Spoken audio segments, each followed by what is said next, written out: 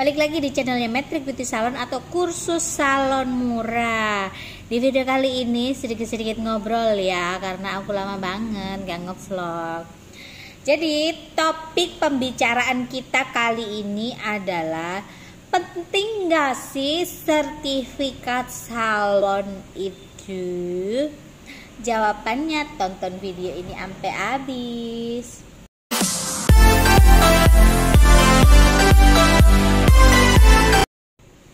Nah, penting gak sih sertifikat salon itu? Penting gak sih kalau kita kursus dapat sertifikat itu? Penting gak? Penting, jawabannya penting. Kenapa aku bisa bilang penting? Karena gini, aku ngomong cerita dulu deh ya. Aku cerita yang kayak aku trainer atau ngajarin kursus gini ya. Memang pada dasarnya basicku adalah di sarjana hukum ya kan, dan basic lainku adalah guru ya. Basic lain maksudnya pendidikan formal itu sarjana hukum sama guru. Tapi ketika kita mau mengajar dalam arti bukan ilmu yang formal kayak ilmu-ilmu kayak biasa kalian sekolah, itu kita itu ada pelatihannya, nggak asal ujuk-ujuk, maksudnya itu ujuk-ujuk ngajarin gitu tanpa ada lisensi, tanpa adanya sertifikasi, itu mustahil ya. Makanya aku bilang sertifikasi itu penting. Sebagai apa? Sebagai bukti kalau kalian ini pernah belajar. Nah, kayak aku gitu ya, pernah, maksudnya ikut pelatihan trainer. Jadi berkata kita ngajarin itu sesuai dengan SOP-nya kayak begitu loh. Bukti kalau kita itu memang benar-benar seorang trainer. Buktinya dari apa? Ya dari sertifikat itu tadi. Makanya ketika kalau kalian belajar kursus dimanapun itu, kalian kan pasti dapat yang namanya sertifikat. Itu sebagai bukti bahwa kalian itu benar-benar melakukan kegiatan belajar mengajar dalam artian kursus salon.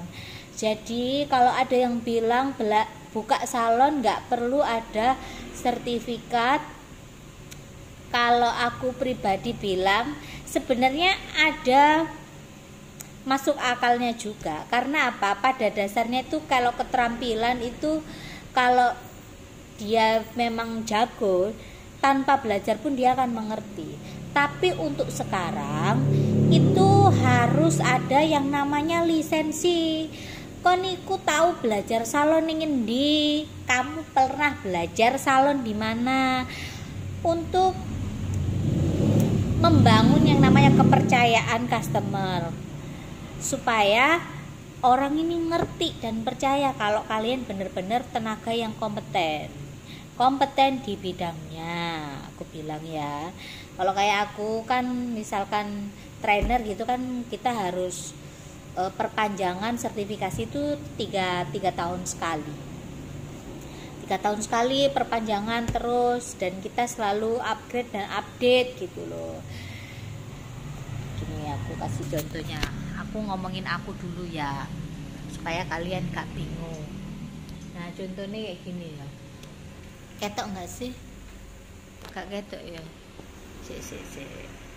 Nah ketok toh. Sertifikat kompetensi itu logo Garuda W5 ini, nama sesuai dengan KTP ya. Nih tuh, ketok nggak sih? Training kak ketok aku ya Andre. Metodologi nih. Dan ini diperpanjang setiap 3 tahun sekali. Dan ini yang mengeluarkan bukan aku, tapi dari BNSP. Tuh, kayak gitu tuh. Jadi orang mau belajar ke tempat kita itu yakin kalau kita itu sudah sertifikasi. dan price-nya pun akan naik juga. Begitu juga dengan sertifikat salon. Ketika kalian belajar ataupun kalian kursus, kalian mendapatkan sertifikat itu, ya, itu harus kalian pajang. Supaya apa? Supaya customer itu percaya sama kalian kalau kalian ini benar-benar pernah kursus gitu. Jadi biar nggak dikira ujuk-ujuk buka salon gak ngerti ilmu nih. Kalau ada segala sesuatu kalau ada buktinya itu kan orang nggak mungkin bertanya-tanya dan nggak akan meragukan. Dan kayak sertifikat salon itu juga berguna ketika kita, misalkan kayak aku gini kan harus update terus ya. Misalkan ada seminar apa, aku harus ikutan. Karena ketika nanti aku perpanjangan sertifikasi ya, itu harus menyertakan yang namanya sertifikat pelatihan lain. Maksudnya kayak ada seminar ini aku tuh harus ada untuk kelengkapannya. Namanya kita usaha di dunia tata rambut, tata kecantikan, apapun itu, kita itu harus update kayak begitu. Jadi kalau kalian mempertanyakan penting gak sih yang namanya sertifikat salon, jawabannya adalah penting untuk sekarang. Kalau untuk dulu itu mungkin nggak terlalu diperhitungkan sama orang ya. Tapi kalau untuk di era yang sekarang, era digital ya, itu apa-apa serba dipost, apa-apa serba harus tahu, apa-apa harus tahu asal usulnya. Hal-hal kayak begitu tuh kita harus lebih jeli dan lebih teliti lagi. Makanya ketika kita buka salon, alangkah bagusnya kalau kita itu kursus dulu. Lagi-lagi aku ngomong cangkemku ini sampai kesel. Supaya apa? Supaya kalian mengerti. Karena ada beberapa yang suka WA aku sih nggak masalah sih WA, yang penting aku saat aku bisa jawab, aku akan jawab dan respon cepat. Rata-rata yang bertanya ini, Kak, kenapa kok aku smoothing kok hasilnya begini ya, kok hasilnya seperti ini ya. Terus aku nanya, punya salon nggak? Jawabannya, ada Kak, tapi aku home service kayak gitu. Terus kalau nggak gitu dia buka kecil-kecilan tanpa dibekali yang namanya dia kursus. Kursusnya itu rata-rata kursus di YouTube. Jadi ngeliat comot sana comot sini. Kalian, sekali lagi aku kasih tahu ya, yang kalian lihat di media sosial itu, yang kalian lihat kan bagus-bagusnya. Kalian tidak pernah menyentuh rambutnya, kalian nggak pernah lihat fisik rambutnya itu seperti apa. Segala sesuatu kalau dikasih efek itu kan cakep, ya kan? Contohnya gini loh, raiku tuh loh entar. Kalau di kamera tuh kelihatan mulus ya. Padahal nih ya, kalau tak deket-deket no gini tuh masih ada fleknya dikit-dikit di sini, ya. 3 titik kayak freckles di sini. Bekas aku hamil yang kemarin masih belum terlalu hilang sekali. Tapi kalau kena efek, rai gitu loh jadi kinclong. Begitu juga dengan gambar-gambar rambut ataupun apapun itu yang kalian lihat di media sosial itu ketokane wapi. Mbok mana lek kalian lihat asli nih.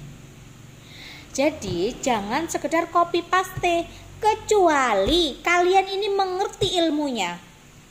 Mengerti dasarnya. Misalkan contoh kecil ya. Smoothing rambut sekarang, kalau dulu kan rebonding trennya. Pertamanya papan, terus habis itu naik kelas jadi rebonding, terus ada lagi yang penyebutannya smoothing.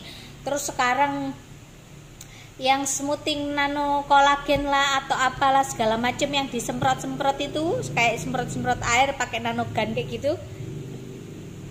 Nah, itu sekilas memang keren segala macam. Hasilnya mungkin kalau finishing ada yang dicatok masuk, ada yang dicatok lurus. Terus kalau kita lagi mau finishing, mau pemotretan itu ring light di mana-mana, pencahayaannya bagus, akhirnya hasilnya wah people. Mungkin saat itu atau saat di lapangan itu hasilnya nggak semaksimal itu, mungkin lurus tapi ada kasar-kasarnya. Akhirnya dicomot nih.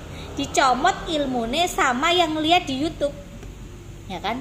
Dilihat akhirnya dia melakukan hal yang sama tanpa melihat kondisi rambut. Nah, hal-hal kayak gini itu yang sering kali kejadian. Kak, aku sudah ngikutin caranya di YouTube-nya A, di YouTube-nya B, di YouTube-nya C, tapi kok hasilnya begini ya? Ini yang salah apa ya? Yang salah itu awakmu dewe. Kalau ndak tahu dasarnya itu ojo dicoba, kecuali rambutmu dewe sing mbok coba, kak popo. Soalnya apa? Ketika kita sudah melakukan transaksi jual beli jasa ke orang lain, rambutnya dia dipercayakan ke kita, itu sudah buat tanggung jawab loh. Kalau ada apa-apanya ya kamu yang dikejar. Tapi kalau kamu nggak punya tutor sing buat kalian ini konsultasi, kalau misalkan kalian lagi ada masalah problem rambut dan gini gitu, misalkan kalian ngerjain ada nggak benernya, nggak ada tempat sharing, akhirnya sing mbok jak sharing sopo gitu loh, koncomu, belum tentu malah diguyu kamu. Tapi kalau kamu ada tutor, trainer kamu yang benar-benar bisa kamu ajak curhat, konsultasi masalah pekerjaan rambut klien kamu, itu kan lebih penak. Dipecahkan bareng-bareng solusinya piye. Supaya apa? Supaya kedepannya usaha kamu tetap berdiri kokoh, lancar, jaya, banyak duit. Begitu mbak-mbak, ibu-ibu, bapak-bapak ya. Aku nggak ada masalah meskipun nggak kursus di tempat aku, pasti aku akan jawab. Karena apa? Ilmu itu gak digawa modar ya. Makanya aku selalu jawab-jawab, selalu menawarkan diri saya. Kalau kalian ada pertanyaan, kalau kalian ada yang mau ditanya, kalian bisa WhatsApp aku. Gunanya itu karena aku nggak meluluh mengejar materi, begono ya. Cuman pesen aja buat kalian-kalian sing biasanya comot-comot ilmu, kursus talarek, kursus ben ngerti. Supaya ketika kalian ngadepi rambutnya customer, kadang itu customer gini, "Mbak, aku mau smoothing." Tapi gak mau takoni riwayat rambutnya. Mbok main, mbok hajar aja, mbok oles-oles, yang penting mari ngono mbok catok. Engko le mari dicatok, terus tunggu 3 hari masa tenangnya rambut ini. Setelah cuci akhirnya rambutnya ngekrus. Kalian bingung akhirnya takut sana sini, komen di YouTube ini. Iya lek saat itu direspon, lek enggak iku lho. Kalau kalian punya dasarnya, punya ilmunya itu kan beda. Menyikapi segala sesuatunya itu tenang. Dadine customermu iku percaya karo awakmu. Dadine gak dielek-elekno. Biasanya kan rata-rata kayak gitu. Ya harus benar-benar dibekali dasarnya dulu. Kecuali kalian ini sudah pernah bekerja di salon, kalian mengerti seluk-beluk iku beda mana ceritane, ya kan? Sedikit banyak itu sudah paham yang namanya dunia perambutan. Wis ngerti meskipun gak kursus ora apa-apa, soalnya ndelok kebiasaane orang-orang di salon ini kepiye gitu loh. Sertifikat itu juga sebagai penunjang kerja kalian gitu loh. Ibarat kata kalian iku sekolah SD yo, sekolah SMP iku ana buktine nek awakmu iku tahu sekolah. Ngono lho. Ya. Jangan lupa kalian subscribe, komen, gak seneng di dislike ae dak popo. Terima kasih buat kalian yang selalu nonton channel Kursus Salon Murah. Terima kasih, bye.